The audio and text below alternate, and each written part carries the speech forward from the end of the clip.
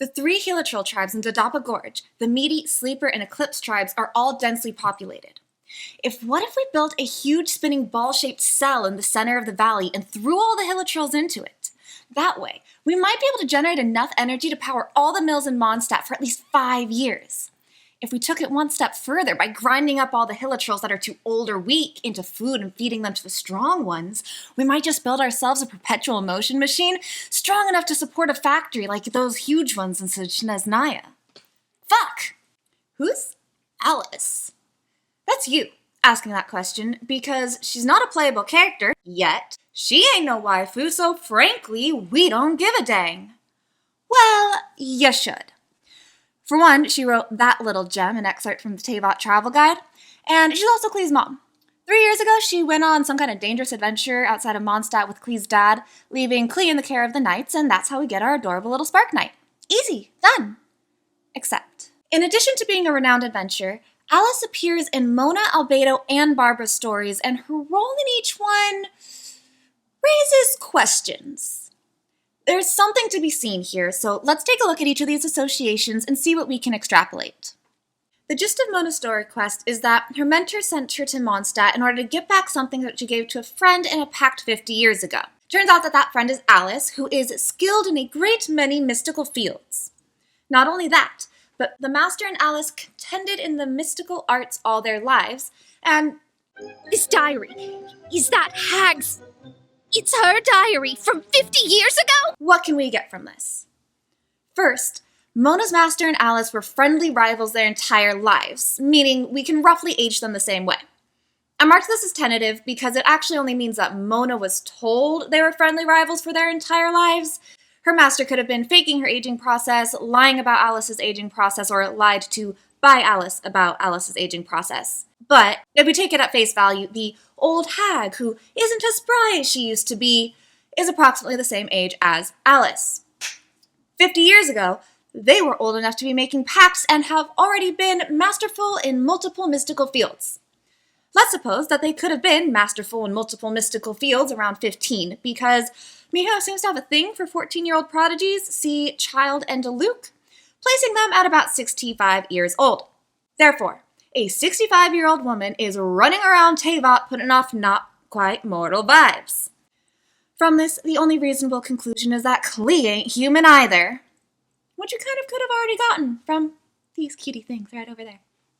Secondly, Mona is all about truth, and since we're getting Westworld vibes from this whole false sky, she's probably going to be important to Endgame by virtue of figuring out the mysteries behind this world is a lie. This has a very familiar ring to it, bringing us to Alice's other interesting connection, so let's hold this thought for a moment. What we know of Albedo has a very similar connection to Alice as Mona's. The whole way he got into the Knights of Favonius was that he and his master Rheindotter were doing domains, and they found an artifact called the Heart of Niburius. The next day, Rheindotter disappeared. She left him a letter of recommendation to, hey, Alice, and they were such good friends that she took one look at it, said, let's be a family now, and told him to treat Klee as his little sister. Immediate adoption and trust from a single letter. Let's jump back to our extrapolations with that. There are theories that Albedo's master is the alchemist Gold, who brought about the fall of Khaenri'ah. I'm not quite sold on that one, since all we really know is that the alchemy that Albedo practices comes from there, and surely even a fallen land has some culty users who can pass down the knowledge. Secret societies and such. I'm more prepared to believe that Rheindotter had the art of Chemia passed down to her and she in turn to Albedo, than to jump straight to Rheindotter is Gold. It's not that there's anything that precludes it, I just haven't seen anything that convinces me either, and Occam's razor tells me that having it passed down is more plausible. Even Dainsleif's distrust of Albedo doesn't mean that Albedo has to come from Khaenri'ah. Dane has to be traumatized by the fall of his land, especially since it was brought about by a Khaenri'ah art, and he doesn't want to see the same thing happen in Mondstadt. There is the prophecy of chalk following gold, but again, it does not necessarily mean that chalk comes from gold, just that Albedo is going to follow in Gold's footsteps. Regardless, let's run with this thought.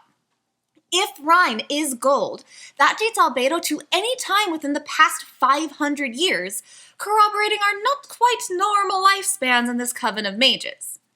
Even if he's not old on the scale of hundreds of years, His stories are sufficiently timeless that he could have started existing at any time, especially since a homunculus isn't going to age like a normal person, or at all.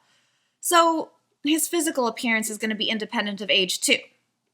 Regarding truth, Ryan left him instructions to find the truth and meaning of this world. And to this day, his research in Mondstadt is all about finding truth and meaning.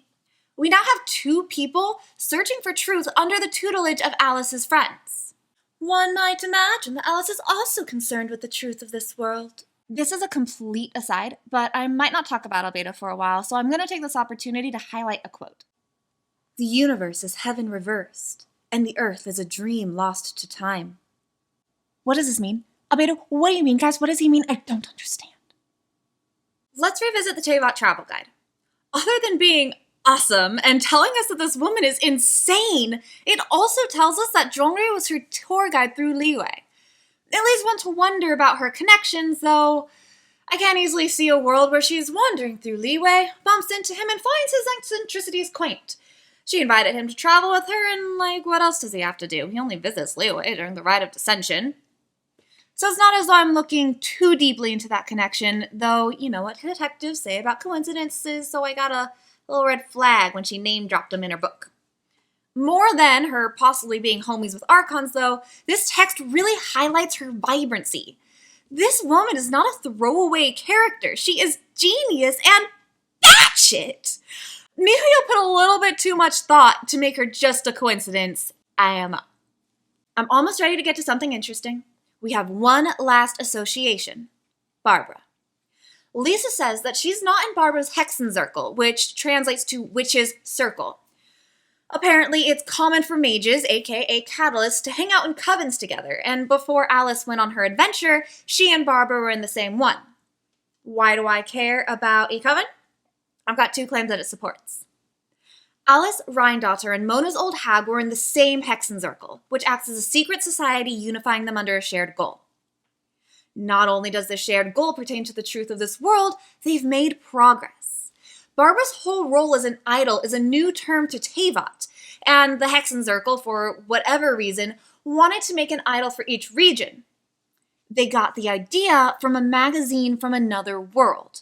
Now, I'm not going to claim that Outworlder objects are all that uncommon because we're only a few months into the game and we have 3 already.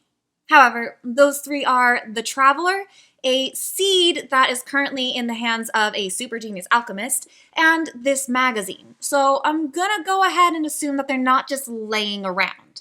Which leads us here. Here's the state of affairs. Alice, Rheindotter, and Mona's mentor were masters of the mystical arts, concerning themselves with the truth of the world, probably trying to get to the bottom of the false sky. Back in their heyday, they worked closely together, and though their paths took them in different directions, they still have that bond of trust and a shared goal. And here's a thought. Somewhere in our adventures, we're going to run into Clee's parents looking for the truth of the world in their own way, at which point Alice is going to become a playable character. Given her awesomeness, I'm guessing a 5-star. Furthermore, that's going to happen somewhere around the Khaenri'ah arc, around which time Mona is going to uncover the truth of the world, and Albedo is going to, with good intentions, accidentally cause a repeat of Khaenri'ah's cataclysm in Mondstadt. I'm pretty sure that at least part of the Khaenri'ah arc is going to happen in Mondstadt for other reasons, but it ties in nicely with Albedo, Mona, Clee, and Barbara all being based there. Clee's parents are then going to help us stop Albedo, playing key but supporting roles while we, Mona, Kaya, and Diluc save Mond and take a chip on our shoulder to the skies. And that's Alice. I'm kind of loath to call this a theory because there's not really much substance to it. TLDR, there's this interesting person named Alice who's going to be playable in 4 years. There you go, that's the theory. It doesn't even tie in the Tsaritsa, who's also investigating the false sky, so I'm definitely missing a link there. But I thought Alice was really interesting because she's popped up in all of these places in really inconspicuous ways that we maybe aren't supposed to notice yet. But I'm pretty sure she's going to be coming back a bit more in the forefront than the little hidden name drops we've been getting about her. So let me know what you think. Is there any way to tie in the Tsaritsa's plot? Because that's the real thing that I feel like I'm missing. And am I introducing any contradictions? Is there extra data I could have used? Let me know, and thanks for watching. Bye-byes! And that's my second lore video in the books! Thank you everyone for your support on the child video. That was super motivating for me while working on this one. I did some studying for the production side on this, and I'm much happier with the quality this time, but I am very obviously still very new to this, so please feel free to reach out to me with comments or, like recommendations, feedback, tips and tricks, any way for me to improve. I am really big on improving myself, and feedback is the way to do that. So you can reach me at any of these locations. I don't have any restriction permissions on my DMs. I want to be able to talk to people. Also, let me know if there are any specific videos you'd be interested in. I'm playing with scripts for the possible Honkai connection, who I think is going to be important to Endgame based on how compelling their backstories are, some of the lore behind our enemies. For example, did you know that geofish saplings are actually baby dragons? The Gnostic originations of Tevat's mythos, and whether Childe is possessed by a demon. So let me know if any of those seem particularly interesting or if you'd like to see something else entirely.